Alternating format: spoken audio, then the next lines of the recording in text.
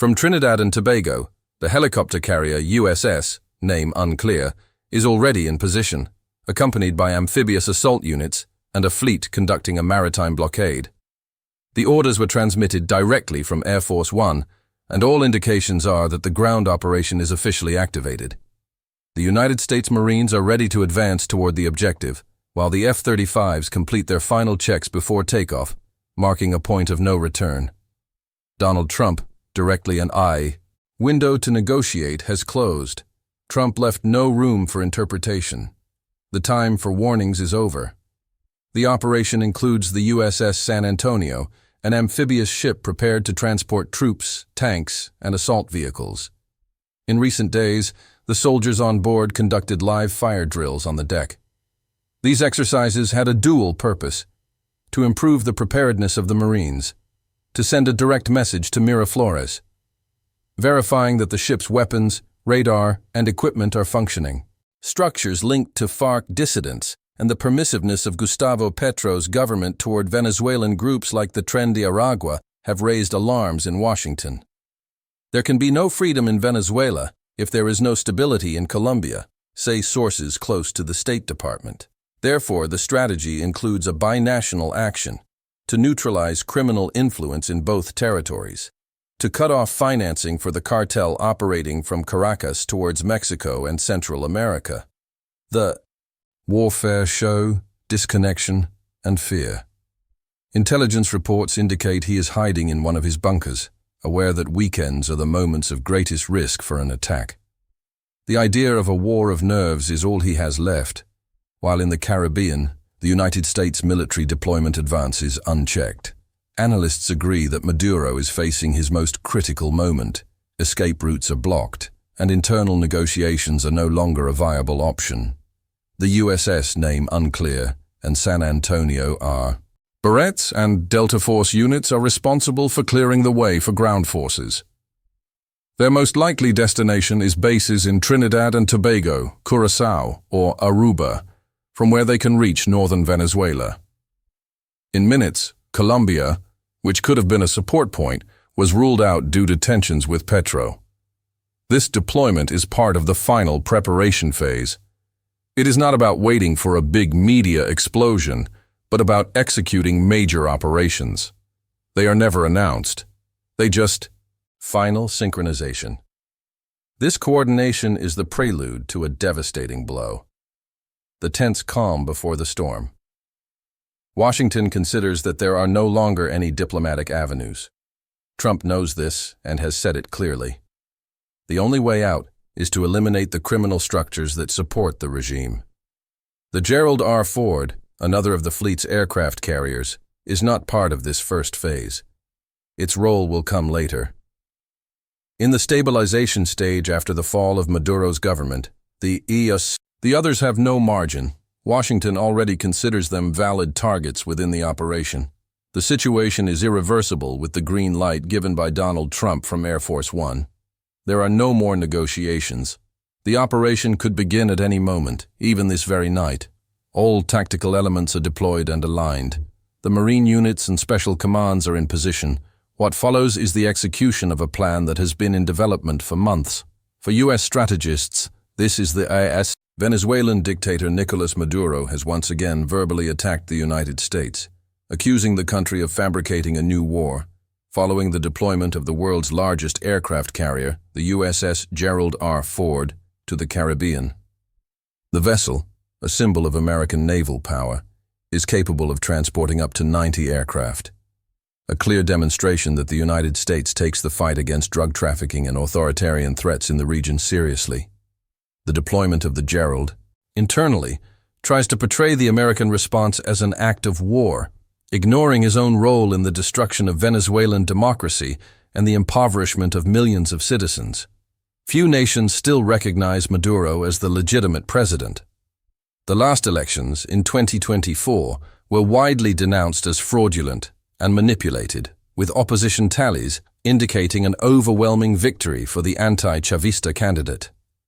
Even so, the regime, sustained by censorship, repression, and Cuban military, stopped trafficking by land. Venezuela will not be a corridor for crime, Trump told the press in a firm tone, before departing for diplomatic engagements in Asia. Analysts point out that the American move seeks to pressure the Venezuelan military to distance itself from the regime, and not necessarily to promote an invasion. The presence of the Gerald R. Ford, along with aircraft stationed in Puerto Rico and regional bases, is a direct message to Maduro. The United States will not back down in criminal group originating from Venezuela and classified as a terrorist organization by the State Department. The actions, though criticized by sectors of the global left and part of the media, have the support of those who believe in an America free from socialism and organized crime. Experts point out that the real warmaker is the Maduro regime, which has oppressed its people for years, destroyed democratic institutions, and associated with international trafficking networks. For many, without intermediaries, gave the green light for the execution phase. His recent words, "They will see him soon," were not rhetoric. They were the public confirmation that the action was already underway. Behind every move, there is a tactical sequence designed to neutralize drug trafficking routes, dismantle logistical networks, close the exits for the criminal structure that dominates Venezuela. At this moment, military sources confirm that Padrino is under extreme pressure, aware that the correctly is not a simple routine. It is the final step before receiving an attack order.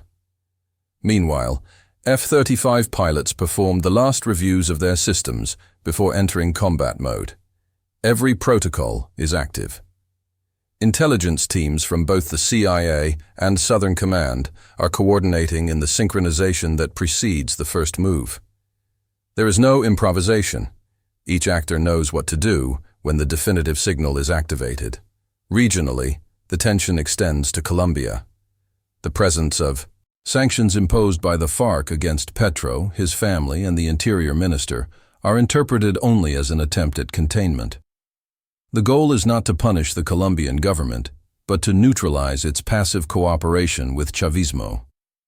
If Venezuela falls, Colombia will be politically exposed. For now, Maduro is keeping a low profile at the time of this report.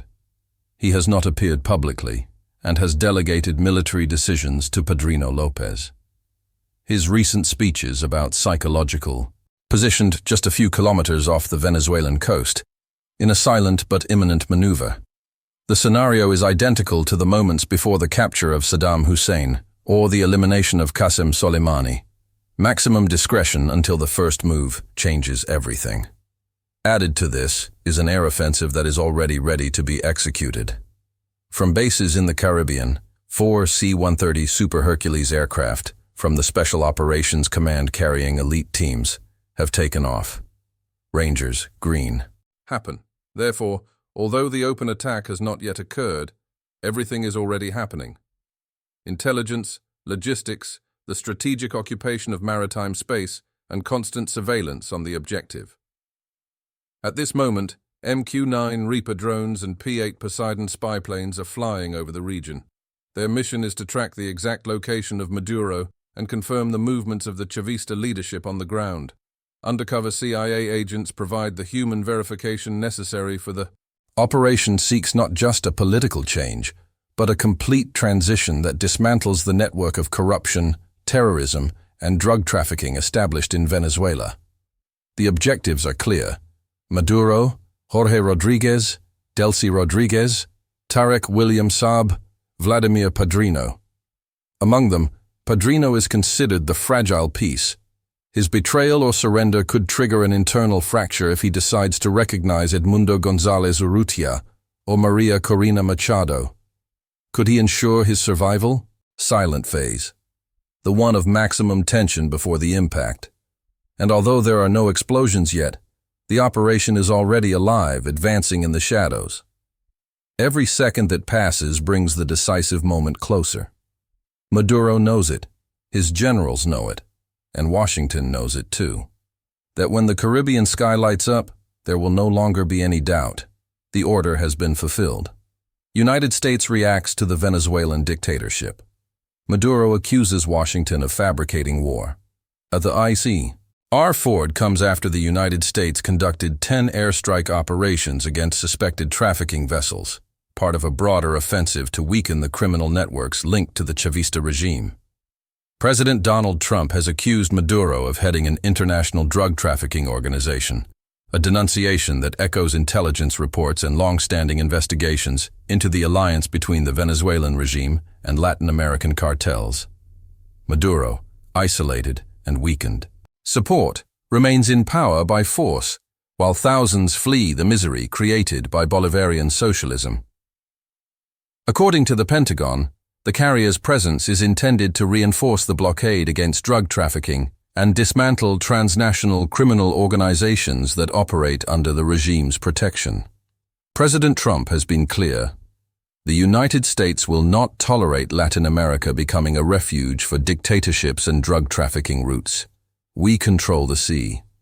Now we are going to the face of dictatorships supported by drug trafficking. Secretary of State Marco Rubio reinforced this position, saying that Venezuela has become a cocaine depot controlled by elements of the regime itself. We are not talking about a government, but a criminal organization disguised as a state, he declared. Last week, Secretary of Defense Pete Hegseth confirmed that 6 narco-terrorists were eliminated during operations in the Caribbean. The targeted boat belonged to the Tren de Aragua. Observers, Trump's move marks the return of a foreign policy of strength and principles, which seeks to restore security and stability in the Western Hemisphere, in the face of the growing influence of authoritarian regimes supported by China, Russia, and Cuba.